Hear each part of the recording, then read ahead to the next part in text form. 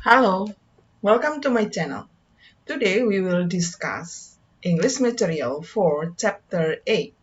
We are talking about prohibition, obligation, and recommendation, yang artinya adalah larangan, keharusan, dan himbauan.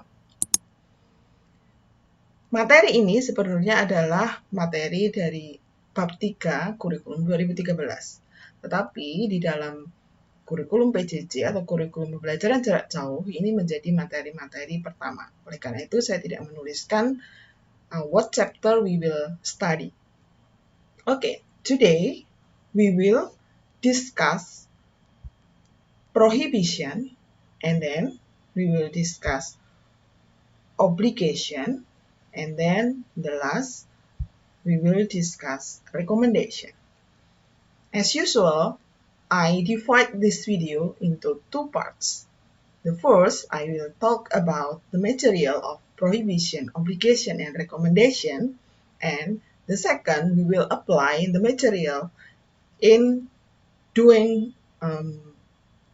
the question. Okay, let's start with the first part.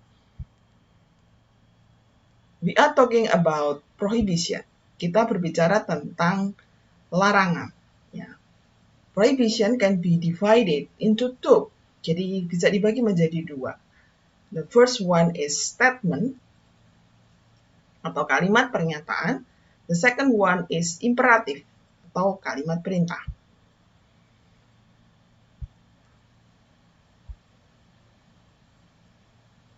Misalkan, saya mempunyai sebuah sign yang bergambarkan jangan parkir di tempat ini. Dengan gambar yang kita punya ini, sebetulnya kita bisa menyatakan dengan dua hal. Yang pertama dengan statement. Ketika kita menyatakan jangan parkir di tempat ini, maka kita bisa menyatakannya dalam bentuk statement atau pernyataan dengan kita tidak boleh parkir di tempat ini. In English, we can say we must not park here atau we mustn't park here. Kemudian, kalau misalkan kita mengatakan dalam pernyataan dengan arti yang sama, kita bisa mengatakan dengan cara lain dengan kita bisa menyatakan we are forbidden or we are prohibited to park here. Jadi, dalam hal ini, are forbidden and are prohibited itu sebagai pengganti kata must not.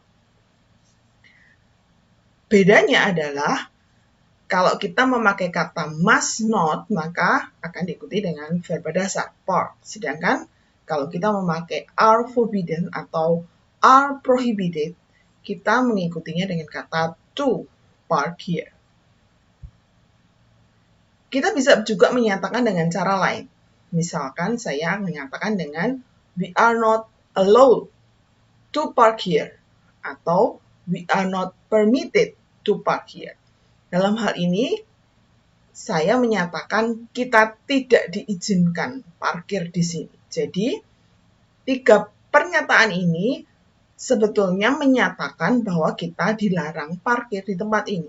So, we can say we must not park here, we are prohibited to park here, atau kita bisa menyatakan we are not allowed to park here. Ya. Lalu bagian yang kedua, kita juga bisa menyatakan larangan ini dalam bentuk kalimat perintah. Kalimat perintah yang negatif atau maksudnya dalam bentuk larangan. Dalam bahasa Inggris namanya adalah imperatif. Kita bisa memakai bentuk don't plus kata kerja dasar. Misalkan don't stop here, ya. Jangan berhenti di sini. Atau kita bisa menyatakan don't park here. Kalau kita menyatakan jangan parkir di tempat ini. Kita juga bisa mengatakan dengan no, ditambah dengan kata kerja bentuk ing. Jadi kita bisa menyatakan no parking here. Jadi don't park here dan no parking here itu adalah bentuk yang sama, artinya sama, yang menyatakan bahwa itu adalah perintah negatif atau larangan untuk parkir di tempat ini. we come to the next part of our discussion, obligation, atau dalam hal ini berarti keharusan atau kewajiban. It can be stated in several ways. Dalam bahasa Inggris, bagaimana menyatakan keharusan atau kewajiban, itu ada beberapa cara. The first one that is familiar to us is must atau harus, ya. Maka di dalam kalimat kita bisa you must have driving license to drive a car. Jadi dalam hal ini ada kata must ditambah dengan kata kerja dasar verb base, kemudian ditambah dengan objek, ya. Kemudian kita juga bisa memakai kata have to atau harus juga. Dalam hal ini must and have to is the same. Kalau kita masukkan ke dalam kalimat, we can say we have to submit the math assignment by Monday 23rd of August 2020. Jadi, artinya adalah kita harus mengumpulkan tugas matematika sebelum hari Senin tanggal 23 Agustus 2020. Ya, kalau kita melihat bentuknya, maka must dan have to sama-sama diikuti oleh kata kerja dasar. Oke, kapan kira-kira kita memakai kata must dan have to ini? Must, we use must and have to, or has to, or had to, when we are talking about something that is very important or is related to the rules or regulation or law. Jadi kita bisa berbicara tentang must dan have to itu ketika kita sedang membicarakan sesuatu yang sangat penting atau berkaitan dengan peraturan dan hukum. Misalkan kamu harus mengikuti upacara bendera, yaitu berkaitan dengan peraturan. Kamu harus datang tepat waktu. Nah, seperti itu berkaitan dengan peraturan.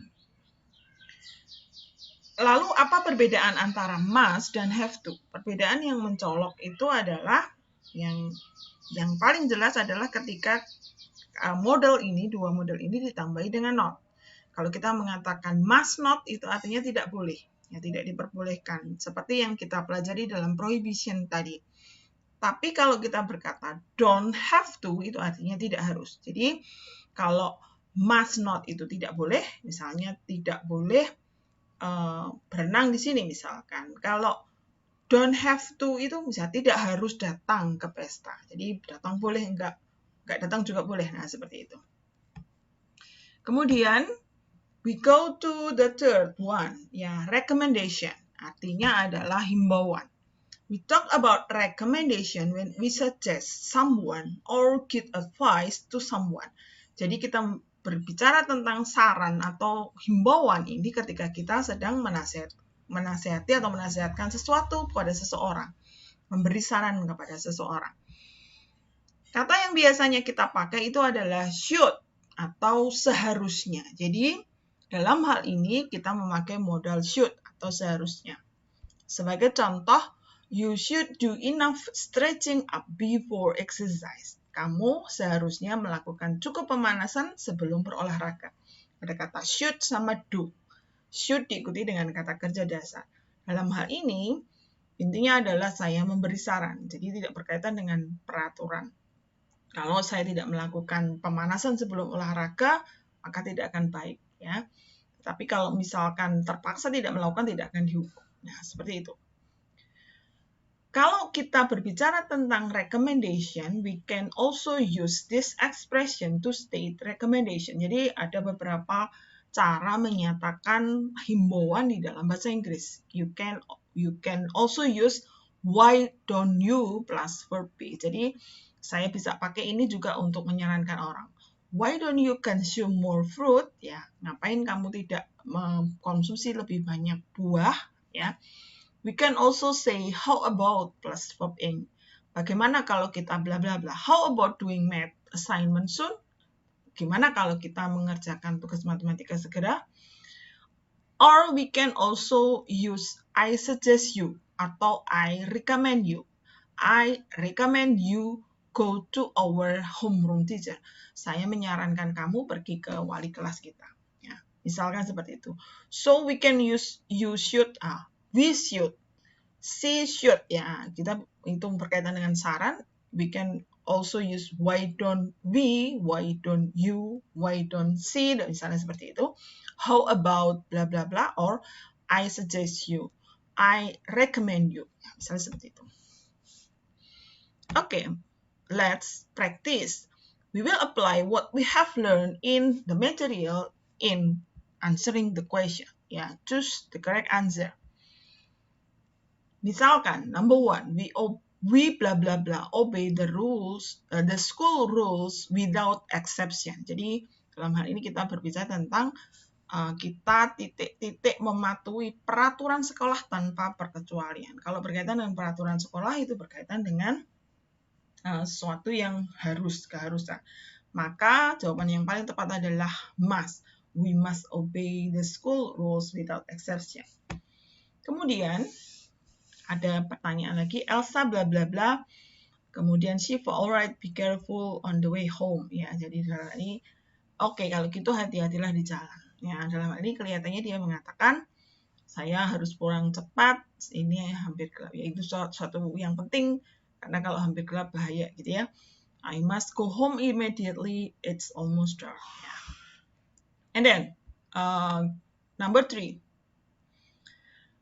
You blah blah blah go to the doctor if you are sick. Ya, jadi kalau kamu sakit, kamu sebaiknya pergi ke dokter. Ini lebih kepada saran ya, saran dari pembicara kepada orang yang sedang diajak bicara. Maka yang paling baik adalah you should go to the doctor if you are sick. Jadi kamu seharusnya pergi ke dokter jika kamu sakit. Number 4, Shiva, I always come late to school. Kemudian Helen menyarankan sesuatu. Kalau berkaitan dengan saya selalu datang ke sekolah terlambat, itu berkaitan dengan aturan sekolah, maka sarannya mestinya adalah kamu harusnya bangun lebih awal, bangun lebih pagi, atau kamu harusnya memasang alarm clock misalkan seperti itu. Maka jawaban yang paling tepat adalah you have to get up earlier. Ya, you have to itu harus, get up bangun earlier itu lebih awal. Okay, I hope this video will help you to understand what is prohibition, obligation, and recommendation. Thank you very much for your attention. See you in my next video.